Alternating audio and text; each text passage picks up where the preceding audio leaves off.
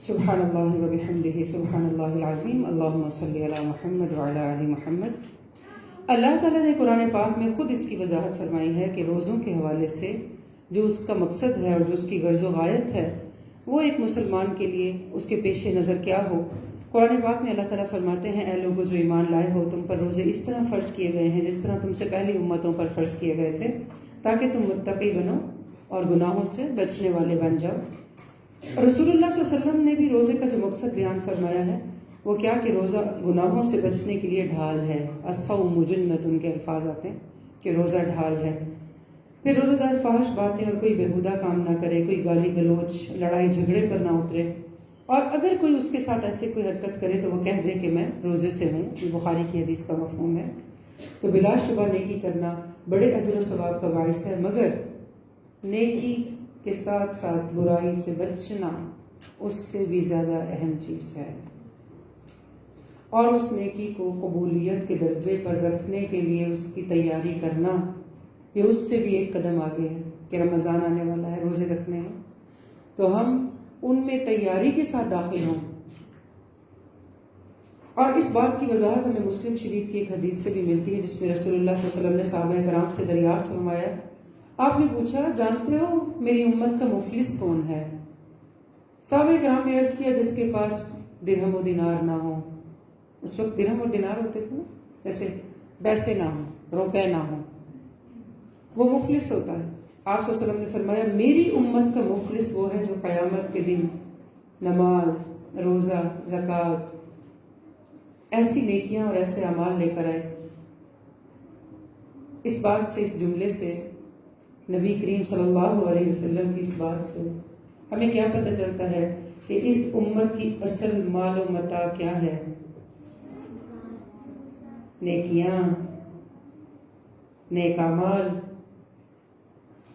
آپ نے کیا کہا؟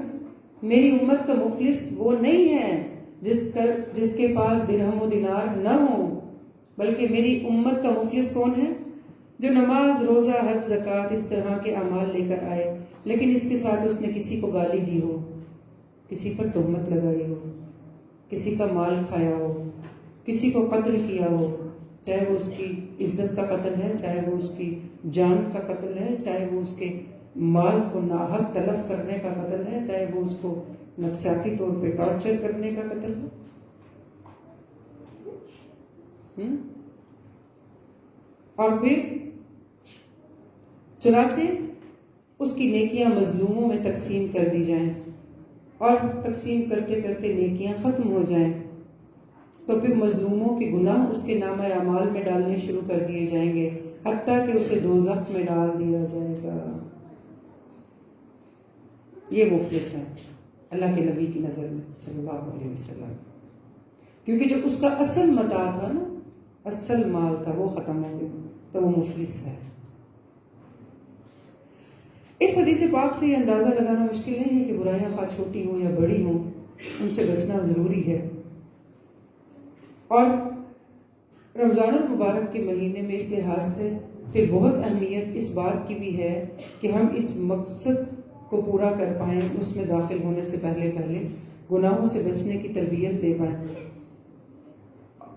اسی مقصد کو پانے کے لیے تو اللہ تعالیٰ نے شیاطین کو اس مہینے میں باندھ دینے کا حکم دیا ہے کہ لوگوں کے لیے راہ ہموار ہو جائے، نیکیوں کی طرف جلدی آ پائیں، گناہوں سے بچ پائیں، ان کو کوئی رکاوٹ محسوس نہ ہو۔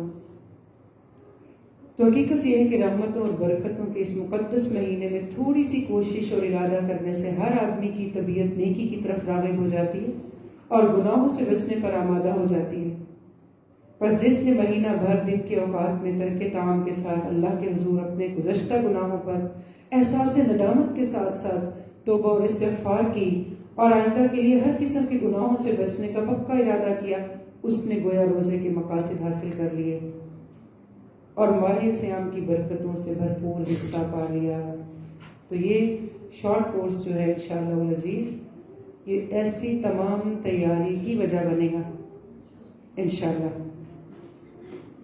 اس کتاب میں ہم روزے کے وہ سارے مسائل پڑھیں گے جو صحیح احادیث سے ہمیں رسول اللہ صلی اللہ علیہ وسلم سے ہم تک ثابت ملتے ہیں، اور پھر اس کے ساتھ ساتھ کتاب کے آخر میں ہم کچھ ایسی چیزیں بھی دیکھیں گے جن میں روزوں کے حوالے سے کن چیزوں سے بچنا ضروری ہے کہ جس سے ہم ان کی کوالٹی اچھی کر سکتے ہیں.